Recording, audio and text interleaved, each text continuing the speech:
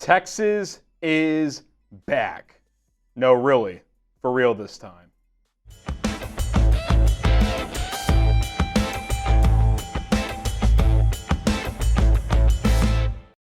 Welcome into For Verts, an NFL and college football show here on YouTube. My name is Harrison Graham. You heard it. The Texas Longhorns are back, and I think there's a real chance they can win the national championship this year. I'm going to explain why on this video. Just, of course, coming off that win against the Michigan Wolverines, who are probably down a little bit, but still, to go into the big house and dominate the defending champs like that, that was an impressive showing. And obviously, you have to have certain ingredients to win a national championship in modern-day college football, and one of those is you need a legitimate high-level quarterback. Now, does that mean you need a high-level player who's going to be a big-time pro? Not necessarily. Like Stetson Bennett a couple of years ago, he's in the NFL, but he's not really a pro. Really good college player, though, and for that team at Georgia who was loaded, he was a really good fit. Quinn Ewers, I think, has a much better chance to be a better pro.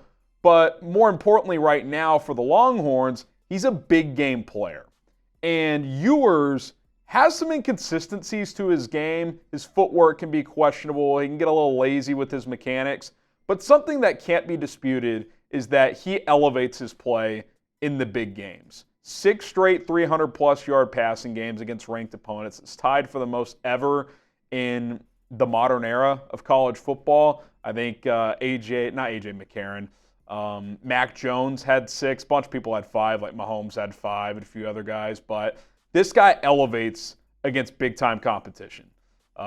He just does. I mean, you look at the Bama game last year, even against Washington in the playoff last year, I thought he played pretty well. Penix just played better. But Quinn Ewers does not fade away in these big games. He does not shy away from the bright lights, and that goes a long way. So when you have that at the top of your football team, well, second from the top, Steve Sarkisian obviously has proven to be a high-level coach, that's going to give you a chance. That's going to give you a chance to win a national championship, and I think Texas can do it this year. Now, there's a lot more that goes into having a chance to winning a natty than just having a high-level quarterback, but that's a big part of it. But listen, we're trying to get to 2,500 subscribers here on 4Verts. If you want more college football content, we got to hit 2,500. We're 64 away. We're not dropping another college football episode until we cross 2,500 subscribers. We're getting more positive feedback on our NFL videos, so if you want more college football coverage,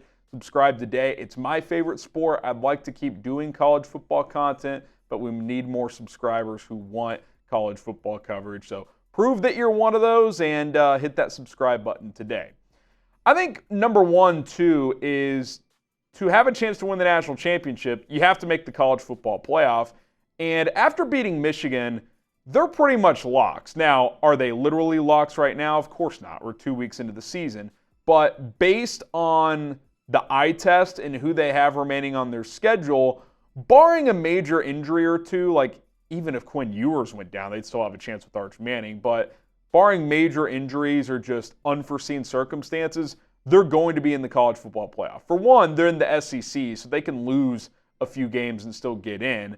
These are your 4 toughest games remaining. That's supposed to say against Oklahoma on October 12th, by the way. Texas versus Oklahoma. Georgia the week after in Austin. So that's a tough back-to-back stretch, although Oklahoma looks very average right now. At Arkansas November 16th, they're dangerous with Taylor Green. And then at Texas A&M November 30th. Even if you split those 2-2, you are a lock to get in. 10-2 Texas with a win over Michigan in the non-conference, playing in the SEC, is a lock to not just be a top 12 team, probably top 8, which means they would host a first-round game if they were 5-8, if they didn't win the SEC championship game, obviously. The conference championship winners for the Power 4 get the top 4 seeds. They're going to be in the playoff. Like, they're too talented. Doesn't mean they may not drop a game or two. Like, Georgia at home is going to be tough, but the bottom line is they are going to be in. Like, I think through 2 weeks, if I had to pick one team who's a lock over anybody else, I would say Texas. Now, could crazy shit happen? Of course, it's college football. But I just think with what they've built up to this point in time, it would be a legitimate surprise if they stumbled to 8-4 at this point. Like, they're 2-0 with a 20-point win over Michigan. They're going to lose 3 or 4 games? I don't see it. They've just got the ingredients, man.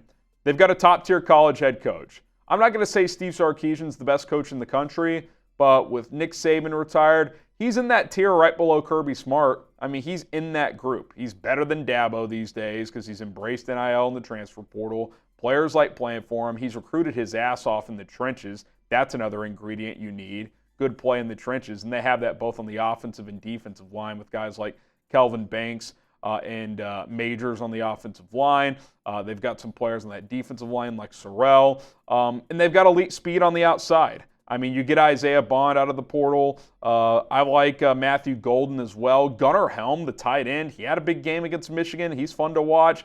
The one position they're a little thin in is running back because they had a couple of guys go down in training camp or in fall camp, whatever you want to call it. But if Jaden Blue stays healthy, he's solid. And also the freshman Jarrett Gibson's looked pretty good so far. So I think they can get by with this running back group as long as they don't have too many more injuries because, A, they have a really good offensive line, and B, they're going to be able to throw it all over the yard with Quinn Ewers, these receivers, and Steve Sarkisian's concept. So I think they have everything they need to win a national championship. And it's funny, you know, even as recent as 10, 12 years ago, you didn't need a top-flight quarterback to win a national title. I mean, think of some of the titles Nick Saban won with the quarterback play he had. I mean, he came to a conclusion in like that 2016, 2017 range, like, I got to get better offensively. I can't just beat these teams 20-3 anymore.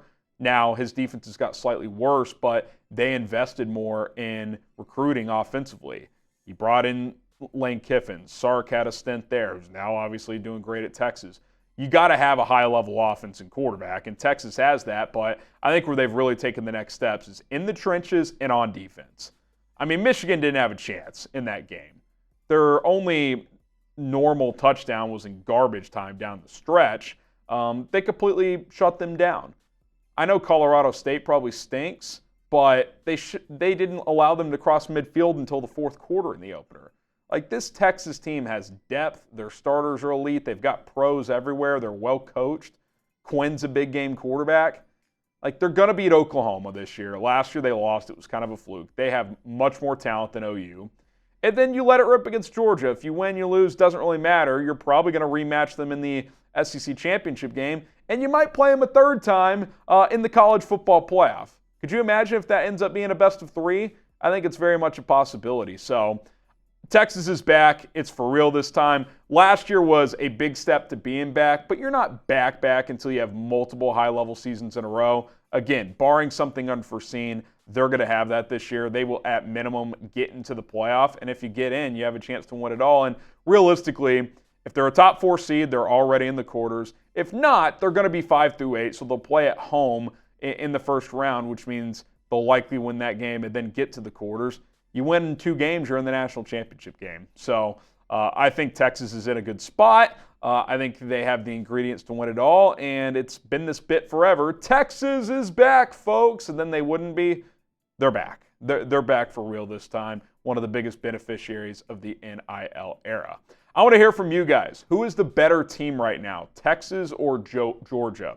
I think through 2 weeks, you could go either way here. Georgia's got a blowout win over Clemson. Texas has a blowout win over Michigan. I think both those teams they beat were probably ranked a little bit higher than they should have been, but both were still incredibly impressive, and they're not even in the same tier as their opponent. They're far higher. So I can't wait for that game in Austin here in about 5 or 6 weeks. And the winner of that game is the team to beat this year. But again, with this new 12-team playoff, it's not a must-win for either team. So it could be kind of a feel-out game for both of those squads.